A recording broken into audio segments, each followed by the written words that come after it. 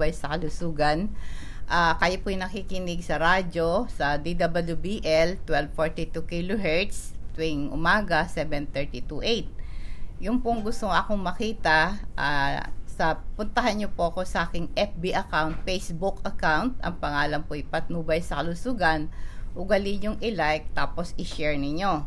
Ganun din po sa aking YouTube channel. Hanapin nyo yung pangalan kong Rose Alfonso. I-click nyo para ma-notify kayo sa mga bago kong mga video, at kung meron kayong gustong topic na panoorin, ay i-search nyo lang po yung Rose Alfonso, i-click nyo lang yung subscribe tsaka yung bell, no? Para ako po si Ma'am Rose, sa mga hindi pa nakakilala sa akin, isang health educator. Hindi po ako medical doctor, nagtapos ako ng Bachelor's of Education degree at nag-aral po ng public health at nagtapos ng natural medicine sa San Diego, California kay Dr. Bernard Jensen sa Jensen International Institute of Health. Siya po ang aking pinaka-mentor sa natural medicine. Pero kahit nag-aral ako ng natural medicine, ito po ang tandaan po natin. May iba't ibang lunas ang sakit ng tao, kaya ang pinakamainam, magpakonsulta kayo sa doktor. Ano man sakit na nararamdaman nyo, magpakonsulta kayo. Kailangan ng blood test, x-ray, lahat kailangan para malaman nyo kung ano talaga yung sakit nyo.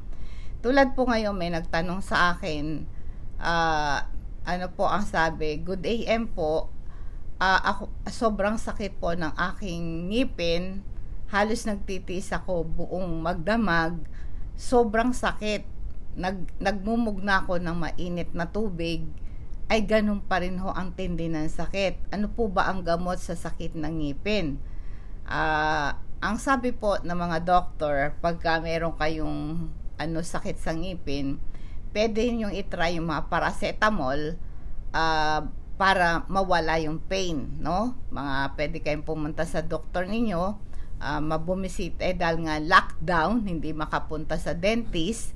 Kaya nagtanong ko anong dapat gawin. Ang mga butika naman bukas, sabi ko, pumunta na lang sa mga butika at magtanong doon ng paracetamol ng lunas sa sakit ng ngipin para mawala yung sakit ng ngipin. Ngayon po, bakit nga po ba ang sakit ng ngipin ay sobrang sakit? Sobra talaga, ang sakit-sakit talaga. Bakit ba talaga? Bakit ang toothache hurt so much? Ganon. Alam mo, ang masakit ng ngipin literally ay nasa ulo natin. Ang ngipin natin, meron siyang mayaman siya sa neural connection sa pain center ng ating utak. Tandaan niyo po, ang ngipin natin, marami siyang neural connection sa pain center sa ating utak. Yun ang dahilan. I-compare mo yung sakit mo sa paa, nauntog ka, yung mga ibang parte ng katawan mo, pag masakit, natitiis mo. Pero yung sobrang sakit ng ngipin, hindi mo matiis. Ang dahilan nito, ang ating ngipin ay mayaman siya ng neural connection sa pain center ng ating utak. Kaya meron tayong distress signal palagi. Ang ating ngipin ay sensitive sa painful stimuli, hindi katulad ng ibang bahagi ng katawan. Kasi po ang ngipin natin, unique organ yan, kakaibang organ yan. Within the body, yung ngipin natin, meron siyang dental pulp. Makita natin, di ba, tigas-tigas ng ngipin natin. Sa loob ng ating ngipin, no, meron siyang dental pulp na doon ay nandoon po yung ating nerve. Nandoon yung nerve ng ating ngipin, itong dental pulp na to. Merong specialized cell nagfo-form sa ating tooth structure. Merong blood vessel doon sa loob para makakuha ng sustansya ang ating ngipin. Merong connective tissue tsaka nerve fiber. Hindi katulad ng ibang bahagi ng katawan, yung ating pong dental pulp, meron siyang limited, meron siyang tiny opening doon sa tip of the root at very rigid sa wall ng tooth itself. Ibig sabihin nito, katulad ng di yung paa mo, nabagsakan. Ang sakit ng paa mo, kaya yung paa mo naapakan, di ba? Ang sakit. Maya-maya, yung sakit ng paa mo ay ilang segundo lang, ilang minuto, mawawala na yon. Kasi nga po ang dahilan, yung paa natin, marami siyang blood supply at magkakaroon ng inflammatory doon mamamaga. 'Di ba pagka nabagsakan yung paa mo, namamaga, 'di ba? Or kaya nauntog ka, namamaga, yung kamay mo na ipit ng pintuan, aray, ang sakit. Tapos makikita mo mamumula, tapos mamamaga siya, 'di ba? Kasi nga po yung ibang parte ng katawan hindi katulad ng ngipin natin. Yung ngipin natin ano siya yung ang supply ng dugo niya kakaunti kasi meron kasing maliliit, meron lang siyang tiny opening do sa tip of the root, no? Maliit lang yung opening niya. Kaya ngayon, yung kasing inflammation, nakikita mo hindi naman namamaga yung ngipin, 'di ba? Masakit lang, pero hindi naman namamaga yung ngipin, 'di ba? Hindi katulad ng kamay, pag naipit, namamaga, 'di ba? Yung tenga mo, pag masakit, mamamaga yan. Yung tuhod mo, pag masakit, namamaga, di ba? Pero yung ngipin mo, yung mismong matigas ng ngipin, hindi siya namamaga yung ngipin. Ang namamaga sa iyo yung pisngi mo, no? Kasi yung ngipin mo mismo hindi namamaga. Kasi yung pamamaga, ito yung defense mechanism ng ating katawan. Ang immune system mo, pagka namamaga yung ngipin mo, ay yung ating immune system, yung the white blood cells, magsisimula na silang magtrabaho, nire-recognize nila yung damaged cell at mga irritant at mga mikrobyo na magsisimula na yung healing process. Yun. 'Di ba makita mo pagka namaga yung tuhod mo, lagyan mo lang ng cold compress or hot compress, tapos wala na kasi nga ini-invite mo yung circulation ng dugo na pumunta doon. Kaya pag pumunta yung circulation ng dugo, yun na yung mga saklolo na tutulong sa'yo. Para ba yung meron ditong meron halimbawa ditong krimen, may saksakan, may patayan, siyempre tatawag ka ng pulis. Ang gagawin ng pulis, anong away yan? Diba? Isi-separate niya yun, o ganun ang nangyayari sa katawan. Kapag merong inflammation, yung immune system mo, tinatawag yung pansin para pumunta dun sa area na yon para i-clear yung problema. Yung ngipin, dahil maliit lang, para ba yung may sunog, kaya nasunog yung area na yon, walang dadaanan yung bombero, hindi makapasok kasi maliit yung kalye. Ganun ang ngipin, maliit yung dadaanan ng dugo, kaya hindi makarating yung mga nasaklolo doon para tanggalin yung cause ng sakit ng ngipin mo. Kaya yun ang sobrang sakit dahil hindi makaresponse yung dugo mo, hindi makapag-supply doon. Kaya ang gagawin mo lang, pagka masakit yan, maglagay ka lang ng malamig na towel. Halimbawa, yung yelo, ilagay mo sa plastic, balutan mo ng tuwalya, ilagay mo doon sa parte ng ngipin mo na masakit para matanggal yung pain. Kasi yung kirot, pag pampamanhid yung ice. Pagka masakit, pag linagyan mo ng ice, pamamanhirin niya yung pain center papunta dun sa brain mo. Tapos kung mayroong mga bakterya doon para matanggal, nagkukos ng sakit ng ngipin mo, magmumug ka ng mainit na tubig na may asin. Isang basong tubig na maligamgam, lagyan ng kalahating kutsaritang ng asin, magmumug ka para sa ganon matanggal yung bakterya na nag-cause ng sakit ng ngipin mo. Tsaka iinom ka ng paracetamol, pantanggal ng pain. Pero after that, syempre, pupunta ka rin sa dentist para magpa-check up ka. Paalala mo na po sa vitamin C. Ang vitamin C, ito po ay napakahalaga sa infection-fighting white blood cells. Kaya yung mga mahilig sa candy, lalo na yung sinisip-sip mo yung hard candy, mabilis makasira ng ngipin. Tapos yung laging sumisip-sip ng tsokolate, tapos hindi nag-toothbrush ang bata, ang mikrobyo ay gustong-gusto nila yung matamis. Humihina yung ating infection-fighting white blood cells pag marami kang sugar na tinitake. Kaya ang dami pong nasisirang ngipin dahil sa matatamis na pagkain. Yung natural killer natin, humihina yung power nila para i-activate yung power nila para patayin yung pathogen, no? Ang ginagawa po ng vitamin C, ina-activate yung lymphocytes natin, ina-activate yung fighting mechanism mo para labanan mo yung infection fighting white blood cells. Kaya tayo ngayon, wag na nating hintayin na magkasakit ka bago ka mag-take ng vitamin C. Ang sabi nila, ang masama, pag sumusobra yung vitamin C mo, 5,000 mg a day, nagkukos ng kidney problem yon.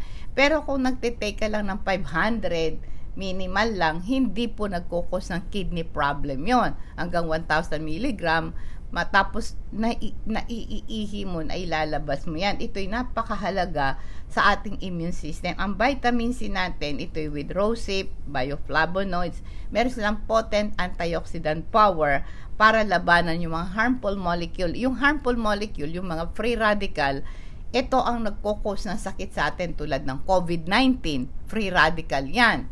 No, mga flu virus yan. Yung nagkukos ng pamamaga ng ngipin mo. Free radical yan. So, ang vitamin C, ito'y panlaban dyan sa mga free radical na yan. Ginagamit ng katawan mong vitamin C para labanan kahit anong klase ng infection. Mabibili nyo po ito sa aming opisina sa Lagman Building. Dahil meron po tayong quarantine ngayon, stay home lang, di kayo makalabas. Pag okay na po, pwede na ang panahon, pwede na kayong lumabas. Ang aming opisina sa Lagman Building. Sakay lang kayo ng LRT, baba kayo sa Blumentritt LRT station, nasa kanto lang ang Lagman Building. Meron po tayong security guard doon na yun nakatira. Pwede nyo pong hanapin lagi siya doon sa baba 7 o'clock hanggang 7 ng gabi, nandun siya para puntahan nyo siya para makabili kayo ng vitamin C natin. No? Ngayon, merong 3 processes bago or during inflammation. Bakit po yung inflammation? Ito'y part ng ating healing process. Merong small branches ng mga ugat na tapos na nagsasupply ng dugo doon sa damaged area na yon para tumaas ang blood flow sa area na yon. So pagka namamaga ka, pag merong pamamaga, ang purpose ng pamamaga, yung daanan ng dugo, pinaluluwag mo. Ang inflammation, ang purpose ng inflammation, para yung supply ng dugo makarating doon sa area na may diferensya. Kaya ngayon, itong mga ugat na to ay napakadali sa kanila na ma-infiltrate, no? Makapasok doon sa damaged area kasi ang ating katawan magre-release siya ng neutrophils. Ang neutrophils, ito yung uri ng white blood cells na ito ay dadali niya doon sa tiny sac na meron siyang enzyme, kinakain nila yung microorganism.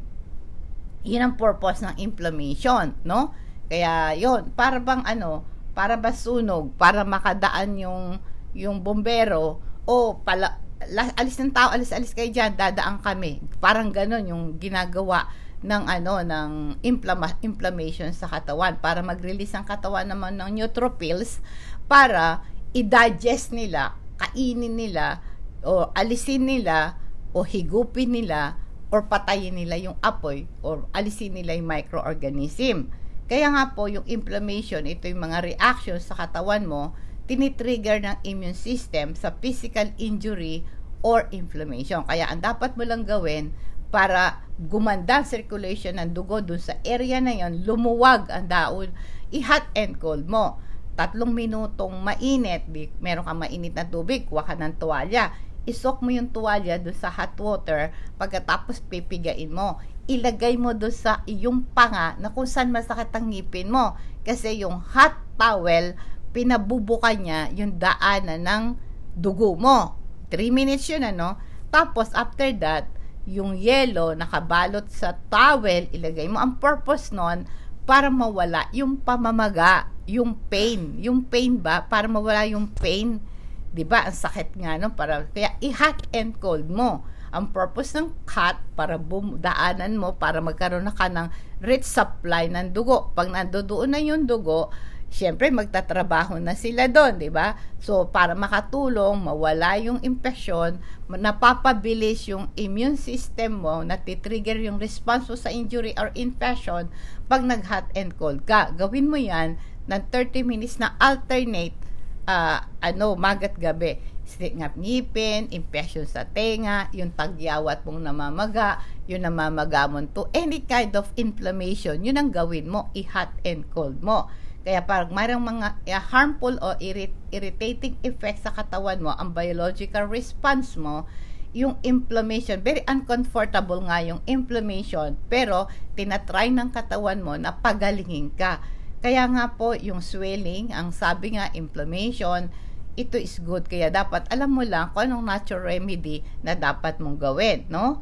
Kaya ang purpose po ng swelling, tandaan nyo po, ito para mag-increase ang circulation ng dugo sa area na yon. Dahil yung ngipin natin ay solid, closed container, no? Yung ngipin natin ay matigas, closed container. Nandun kasi sa loob ng ngipin mo, yung pulp, ang blood supply restricted at confined doon. Restricted doon. Kaya sobrang sakit. Kaya ang ginagawa ng hot and cold ay para magkaroon ka ng tooth circulatory system para mawala. Sabi nga, para mawala. Kaya nga, nagnanana sa loob Kasi nga, walang tagatanggal ng nana. Kasi yung circulation ng dugo mo, hot and cold, pinabibilis mo yung circulation, tinatanggal mo yung yung nana. Yun ang purpose ng hot and cold. Mawala yung abscess formation. Kaya, pag buo yung ngipin mo, di ba? Pero pag tinanggal ang ngipin mo, ang nakikita mo, ang daming nana sa loob, naka-confine lang sila doon. Kaya ang sobra talagang sakit. Sobra talaga. Okay? Paalala mo na sa calcium, magnesium. Ang calcium, magnesium, ito'y 3 mineral na sa isang tableta.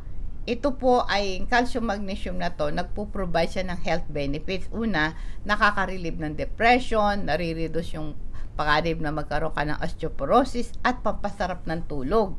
Itong calcium magnesium na to, pinapalakas niya yung buto ng ating ngipin. Pinalalakas yung mga buto natin. Para maging matibay yung ngipin natin, mag-take kayo ng calcium magnesium with zinc. Ito'y maganda rin sa puso natin, sa cardiovascular system, at nagtatransmit ng nerve impulses. Minsan, wala akong pakiramdam, no? Mag-take ka ng calcium para may pakiramdam yung mga paa mo. Nagre-regulate siya ng muscle function, vascular contraction, at nagpe-prevent ng muscle cramps ang calcium, magnesium with zinc. Ito po ay maganda po sa healthy immune system, madaling gumaling ang sugat mo, at maganda to para maiwasan ng pagkawala ng pang-amoy at panlasa.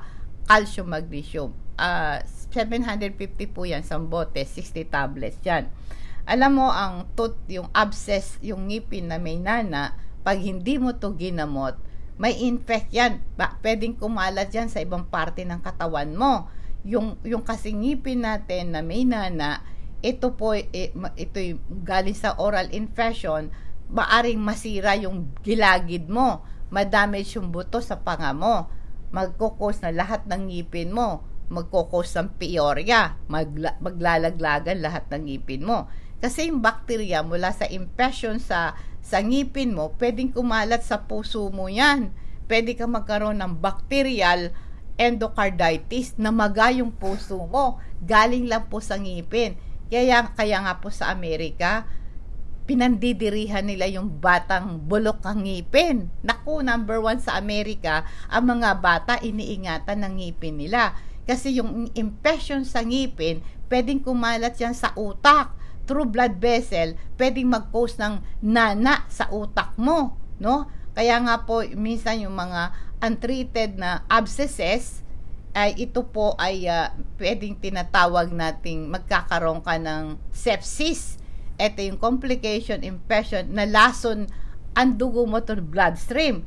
Kaya nga po yung abscess tooth, nagkakos ng blood poisoning. Kaya po kayong mga magulang, na ang nakikita nyo, anak nyo, ang itim-itim, nako po, baka dumating ang panahon, mga edad 12, 13 anyos, meron na siyang sakit sa puso. Ang pinanggalingan lang nun, sakit sa ngipin. Kaya kailangan wag niyong babaliwalain ng ngipin ng bata. Kaya po yung aking ang doktor po kasi manugang ko, meron siyang kapatid na dentist. Mula lagi nilang pinapacheck, lagi silang meron dental appointment. Tinitingnan lagi yung ngipin, no? Napakalaga. Alam mo kung anong magandang panlinis sa ngipin? Di meron kang toothbrush, lagyan mo ng toothpaste. Sa itas ng toothpaste mo, ibubod mo yung activated charcoal powder. Tapos, nilinisin mo yung ngipin mo. Yung stain ng ngipin mo, yung mga nakatagong bakterya dyan, aalisin ng activated charcoal. Huwag kayong matutulog na hindi mag-toothbrush. Kaya napakahalaga. Kaya ang baho-baho ng hininga nyo tapos yung toothbrush nyo dapat every 3 months pinapalitan. Baka ang toothbrush nyo 10 taon na hindi nyo pa pinapalitan. Kaya tapos panlinis po sa toothbrush na, tsaka dapat pagkagamit mo, kailangan nakatayo siya, tapos natutuyo siya dapat. Pwede mong ilublob sa sa hydrogen peroxide para siya mamatay yung bakterya doon, ha? Ang ating pong supplement na Super B Complex, ito'y paalala, ang Super B Complex natin, ito'y essential B vitamins, nagpo-provide sa katawan mo ng energy. Pag meron kang vitamins deficiency dahil sa poor diet, kaya nga po yung mga COVID patient namamatay kaagad kulang sila ng mga meron silang vitamins deficiency. Ang isang para lumakas ang immune system mo, kailangan meron kang enough na supplement sa katawan. Kaya para ma-prevent ang vitamins deficiency, mag-take ka ng Super B Complex, nagbo-boost ng energy level mo, nagbabalanse ng glucose level sa katawan, at saka po pagka kayo'y kulang sa vitamins, madali kang mapagod. Ang vitamin B complex, they work together para masuportahan ng heart at nervous system mo. Alam mo, ang sabi, yung mga COVID patient kaya namamatay dahil sa stress. Kasi mag-isa sila doon, naka-incubator sila, walang makalapit na kamag-anak nila, nakikipaglaban sila sa buhay nila, hirap silang huminga, papasukan na sila ng nervyos, doon sila namamatay. Kaya para mag-provide ng support sa heart at nervous system mo, mag-provide ng nourishment sa lahat ng stressful sa daily living, mag-take ka ng Super B Complex. Alam mo, pagka hindi ka na makahinga, doon napapasok ang nervyos mo. Kaya ang sabi, dapat matapang ka. Pero pag wala kang mahal sa buhay, nakapaikot sa'yo, humihina ang immune system mo. Doon namamatay ang COVID patient dahil wala silang nakikitang kamag-anak na magsusuporta sa kanila. Kaya ngayon, kapag may toothache ka, ang doktor hihingin yung medical history mo, physical exam, titignan nila yung bibig mo, yung ngipin mo, yung gums, yung panga mo, yung dila mo, yung throat mo, sinus, ears, and natitignan nila lahat yan. Kasi minsan yung toothache, hindi pala yung toothache, hindi pala ngipin mo yung problema. Meron kang problema yung neuralgia, meron kang problema sa nerve dito. Titignan muna nila yon, no? Kaya po, ang gawin nyo po para mawala yan, kaya sabi ko, magmumug ka lagi ng hot water with salt, maglagay ka ng hot and cold pagka masakit. Alam mo yung garlic, pwede mong dikdikin yung garlic, gawin mong paste, ilagay mo dun sa mismong ngipin mo na masakit. Kung may butas, itapal mo. O kaya yung charcoal powder, yung bulak, lagyan mo siya ng charcoal, tapos ipasak mo dun sa ngipin mo. Try mo yan, O kaya pag merong inflammation, alam mo yung omega-3 fatty acid, ito'y nagpiprevent ng formation ng harmful blood clot.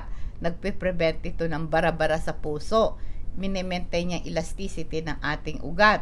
Yung omega-3 fatty acid, nagre-release ito ng inflammatory response, Para sa ganun, para labanan yung mga infection, damage sa ating katawan. Kaya napakahalaga katulad yon, 'di ba? Yung ngipin, may nana sa loob. So yung omega-3 fatty acid, ito po ay nagre-response sa infection through inflammation para tulungan tanggalin yung ng bakterya doon sa loob. Kaya napakahalaga sa kalusugan ang omega-3 fatty acid, At saka alam nyo, yung subukan nyo rin magmumog ng ng hydrogen peroxide, huwag niyong lunukin ha. Basta ano lang po, mag-ano kayo yung 1/2 teaspoon, ang gawin yung yung hydrogen peroxide, para ma-relieve ang pain at inflammation, pampatay ng bakterya. Para mag-heal yan. Yung hydrogen peroxide, yung sa isang basong tubig, maglagay kayo ng mga 3 patak ng kahit na kalahating kutsarita ng hydrogen peroxide. Imumog mo wag mo lulunukin, pang mouthwash mo yan, wag mo iswallow. Tapos yan, pwede rin po yung garlic, tapal mo dyan, malaking tulong, pati yung activated charcoal natin, ha? Try nyo po yan. Pagka basta lagi mong gawin yon. Pag nag-toothbrush ka, lagyan mo lagi ng charcoal powder yon. Tapos i-rinse mo para mawala yung tsaka yung mga singit pagkatapos kumain. Titignan mo yung singit-singit na pagkain sa pagitan ng ngipin. Yun ang nagkukos ng pagsisimula ng pagbulok ng ngipin mo. Dental floss, importante po yan. Kaya maganon. O kaya ugaliin nyo po lagi makinig sa akin. 7:30 to 8, Monday up to Friday, DWBL 1240 kHz dito sa Patnubay sa Kalusugan. Hanapin nyo rin po ako sa aking FB account, Patnubay sa, ugaliin yung like and share Patnubay sa Kalusugan para makinabang yung mga kaibigan nyo. Hanapin nyo rin po ako sa aking YouTube channel. Hanapin nyo po yung Rose Alfonso. I-click nyo yung subscribe para ma-notify kayo sa aking mga bagong video, no? At saka po ngayon, kung kayo ay may mga health problems, pwede nyo po akong i-personal message sa aking FB account para ma-discuss ko yung mga health problems po ninyo. Okay? Ngayon halimbawa, hindi ko po nasagot yung mga tanong nyo. Mag-message kayo kasi sa dami po kasi na nagme-message sa akin, natatakpan yung mga dating nag-message. Siyempre po, marami rin akong ginagawa. Hindi ko kagad nabibisita yung aking FB account. Hindi nakakaligtaan ko. Pag i-call nyo yung attention ko, mag-message kayo ulit para sa ganon makita ko yung mga katanungan nyo. Ngayon po, dadako tayo sa food for thought, 1 Corinthians chapter 1 verse 10. Ngayon, pinapamanhik ko sa inyo mga kapatid. Ito po ay sulat ni Apostol Pablo.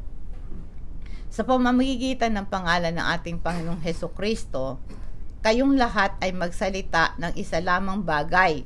Huwag magkaroon sa inyo ng pagkabahagi kung kaya sabi niya, kayo'y mga lubos na isa lamang pag-iisip, isa lamang paghatol. Ngayon, sa panahon ngayon ng crisis sa buong mundo, minsan po ay nagkakaroon ng kaguluhan, tulad yung pamamahagi lang ng pagkain, pera sa mga tao. May mga politiko na sa halip na harapin yung problema, ang dami pa nilang nagkakaroon pa sila ng awayan. Kailangan ng, kaya sabi sa Bible, kaya sa pangalan ng Panginoong Hesukristo, sabi ni Apostol Pablo, huwag kayong magkaroon ng pagbahabahagi. Magkaroon lang kayo ng isang pag-iisip. Ang isang pag-iisip, ang isipin lang natin ngayon, paano tayo makatulong? Katulad po sa amin, sa church namin. Kami po ay Seventh-day Adventist, kami po ay nandito sa Las Piñas. Yung pastor namin, Pastor Richard Mendoza, yung aming central office, Central Luzon Conference, nagbigay siya ng 35,000 sa church namin. Yung aming North Philippine Union Mission, nagbigay siya ng bigas. Nag-usap-usap kami kagabi kasi po ako isang nahalal na isang elder ng church namin. Sige kako, anong gagawin natin dito sa 35,000 pesos tsaka sa bigas? Meron kami mga members sa church na nagbigay din ng bigas. Tapos meron akong tinawag na pamangkin ko, thank you very much, Julius Alfonso, saka yung kuya ko, Alejandro Alfonso, nasa Amerika sila. Tumawag ako sa kanila, pwede ba kayo magbigay sa amin? So, nagpadala sila sa amin ng pera.